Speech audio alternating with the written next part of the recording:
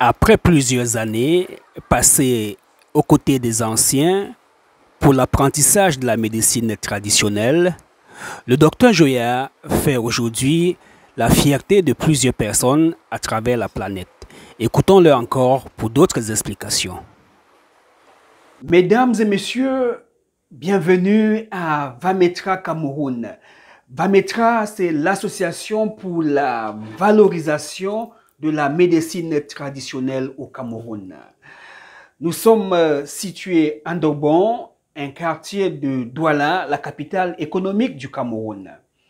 Aujourd'hui, pour le bonheur des internautes, nous allons parler d'un problème épineux qui touche les femmes en quête de maternité.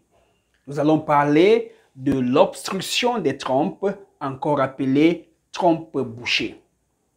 Il est important de connaître la position anatomique des trompes dans le ventre de la femme. Il est important de comprendre à quoi sert une trompe.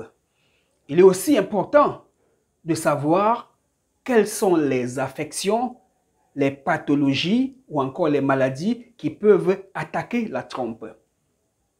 Et ceci dit, nous devons donc comprendre qu'il faut catégoriser les affections tubaires, c'est-à-dire les problèmes qui touchent la trompe.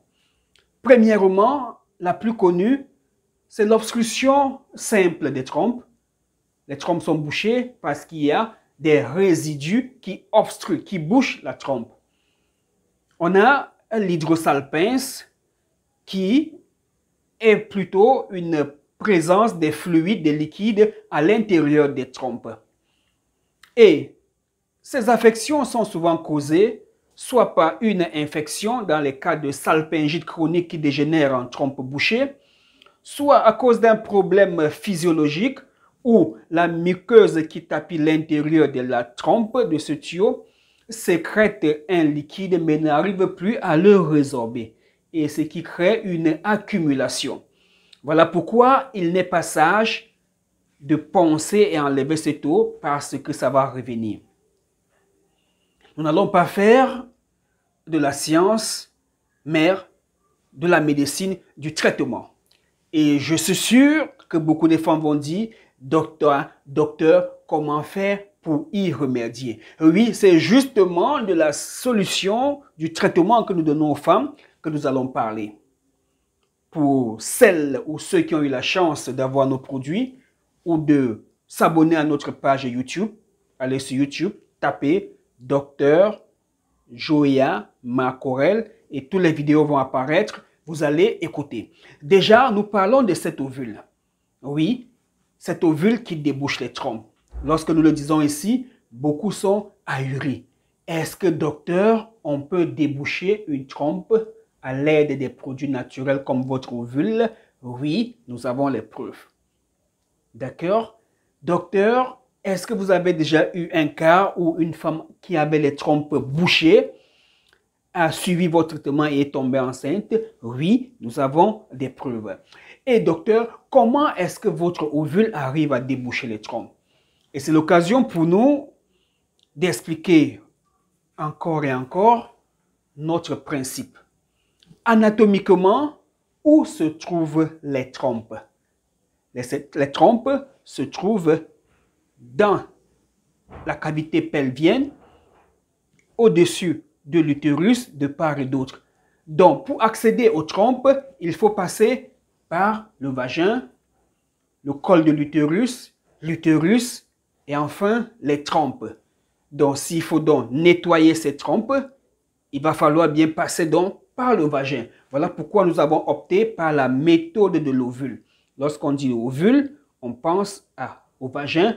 Lorsqu'on dit suppositoire, on pense au rectum parce qu'il y a des dames qui ont placé l'ovule plutôt dans le rectum, pas derrière. Donc, la dame au coucher va prendre notre ovule traditionnel.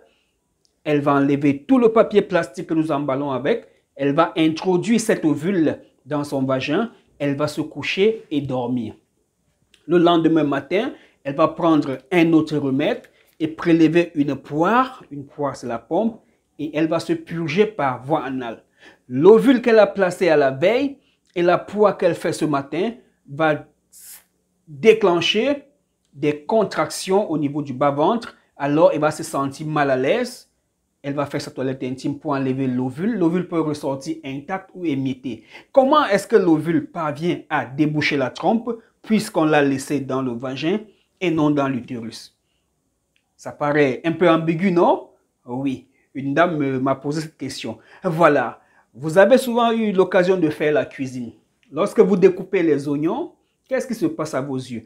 Vos yeux coulent. Est-ce que vous avez mis les oignons dans vos yeux? Non. C'est la même chose avec l'ovule. Vous placez l'ovule très loin là-bas dans le vagin, les effets de l'ovule vont impacter non seulement la cavité utérine, l'utérus, mais les trompes.